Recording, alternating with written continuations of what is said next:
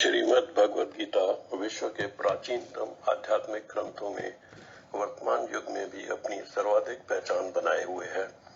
जितनी टीकाएं, जितने अधिक अनुवाद श्री कृष्ण द्वारा उच्चारित इस ग्रंथ के हुए हैं, उतने किसी अन्य ग्रंथ के हुए हों ऐसा दिखाई नहीं पड़ता। हम जीवन के मूल्यों को भूलकर अपने स्वार्थ की पूर्ति के लिए औरों के साथ साथ अपनी व्यक्तिगत जिंदगी को भी परेशानियों में डाल अशांत जीवन व्यतीत कर रहे हैं। शारीरिक सुख सुविधाओं के लिए रिश्ते कुर्बान हो रहे हैं, समाज मूल्यों को भूल रहा है और चरित्र हनन हो रहा है। हम यह भी देख रहे हैं कि संसार परमाणु युद्ध की ओर रफ्तार से दौड़ रहा है। ऐसे में मुझे लगता है श्रीमद् भगवद गीता जी का ज्ञान समस्त मनुष्यों को सही राह दिखाकर सारे संसार को दुख और अशांति से मुक्ति प्रदान कर सकता है।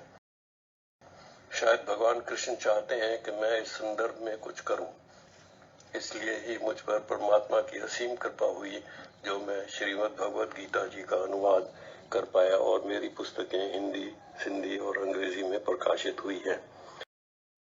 आपसे एक प्रार्थना होना चाहूंगा कि आइए हम मिलकर अपने परिवार और चिर परिचित व्यक्तियों को श्रीमद् भगवद गीता जी का ज्ञान ग्रहण करने के लिए प्रेरित करें, ताकि वे भी अपने जीवन में परिवर्तन लाकर सुख, शांति और प्यार भरा जीवन व्यतीत कर सकें। ईश्वर की हम सब पर कृपा बनी रहे। मैं आपके सामने एक एक अध्याय प्रस्तुत कर रहा हूँ। 5वां अध्याय कर्म सांख्य योग। अर्जुन बोले, हे कृष्ण, कर्म त्याग और कर्म योग की प्रशंसा सुनकर मैं भ्रमित हो गया हूँ। कृपया निश्चित रूप से जो कल्याणकारी मार्ग मैं चुनूं मुझे बतलाइए।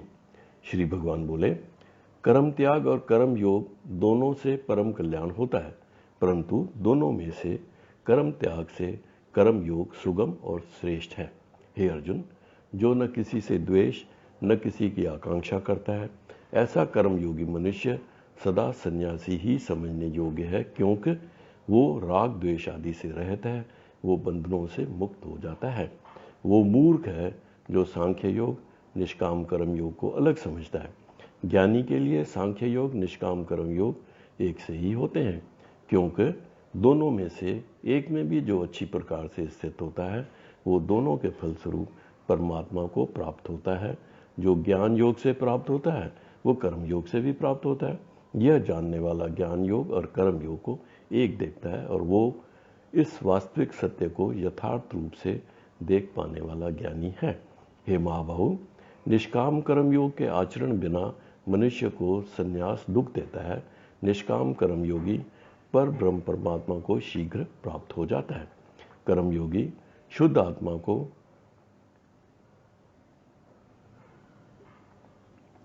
कर्म योगी शुद्ध आत्मा जो मन इंद्रियों को नियंत्रण करता है, वो हर जीव में आत्मा देख कर्म करके कर्म से लिप्त नहीं होता है। दिव्य चेतना वाला चाहे देखता है, सुनता है, छूता है, सूंघता है और खाता है, घूमता है, सोता है और सांस लेने में लगा रहता है, फिर भी वह वास्तव में कुछ भी नहीं करता है। वो ऐसा समझता है और सोचता है कि इंद्रियां अपना कार्य कर रही हैं और वो उनसे अलग है। जो आसक्ति त्याग सब कर्म परमात्मा को अर्पण कर कर्म करता है, ऐसा पुरुष जल में कमल से पत्ते जैसे पाप से लिप्त नहीं होता है। कर्म योगी शरीर, मन, बुद्धि, इंद्रियों से निष्काम कर्म करते हैं। वो इन सब के द्वारा केवल अंतःकरण की शुद्धि के लिए कर्म करते हैं। कर्म योगी कर्म फल की इच्छा त्याग कर परम शांति प्राप्त करता है। जो योगी नहीं है, कर्म फल इच्छा से बंधनों में बंध जाता है। जो कर्म योगी कर्मों के फल का परित्याग करता है, न कुछ करता है न करवाता है, और नव द्वार घर रूपी शरीर में कर्म त्याग आनंद से रहता है। जीवात्मा न कर्तापन, न कर्मों की, न कर्म फल की रचना करता है, परंतु इन सब की रचना भौतिक प्रकृति से होती है। भगवान खुद को किसी के पाप या पुण्य में शामिल नहीं करते हैं। मनुष्य अज्ञानवश पाप पुण्य का परमात्मा को उत्तरदायी समझते हैं, लेकिन जिनका दिव्य ज्ञान से स्वयं का अज्ञान नष्ट हो जाता है, उनमें ज्ञान से सूर्य जैसा प्रकाश होता है। जो मनुष्य बुद्धि और मन से परमात्मा की शरण ग्रहण करता है और जब वो परमात्मा के स्वरूप में पूर्ण श्रद्धा भाव से रहता है, तब वह तत्व ज्ञान के द्वारा सभी पापों से शुद्ध होकर पुनर्जन्म को प्राप्त न होकर मुक्ति को प्राप्त हो जाता है। वो सच्चे ज्ञान के आधार पर सबको समान दृष्टि से देखता है और ऐसा ज्ञानी ब्राह्मण, गाय, हाथी, कुत्ता या कुत्ता खाने वाले को एक समान समझता है। जो मन को समानता की दृष्टि में स्थापित किए रहता है, वो इस जीवन में ही जन्म और मृत्यु के चक्र को जीत लेता है। वो ब्रह्म समान निर्दोष होता है और परमात्मा में ही स्थित रहता है। तत्वज्ञानी न तो कभी किसी प्रिय वस्तु को पाकर हर्षित होता है और न ही अप्रिय वस्तु को पाकर विचलित होता है, और वो स्थिर बुद्धि मोह रहित ब्रह्म ज्ञानी परमात्मा में स्थित रहता है। तत्वज्ञानी मनुष्य बाहरी इंद्रियों के सुख नहीं भोगता है।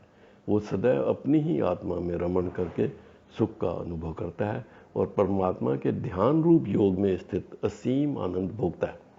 हे कुंती पुत्र अर्जुन, सब तृप्त न होने वाले भोग इंद्रियों के स्पर्श से उत्पन्न होते हैं, प्रारंभ में सुख देते हैं और अंत में दुख के कारण होते हैं। तत्वज्ञानी इसीलिए कभी इंद्रियों के सुख का भोग नहीं करते हैं। जो शरीर के नाश से पहले इस मनुष्य शरीर से साधना करता है, जो काम क्रोध से उत्पन्न वेग को सहन करने में समर्थ हो जाता है, वही योगी है, तत्वज्ञानी है और इस संसार में सुखी रह सकता है।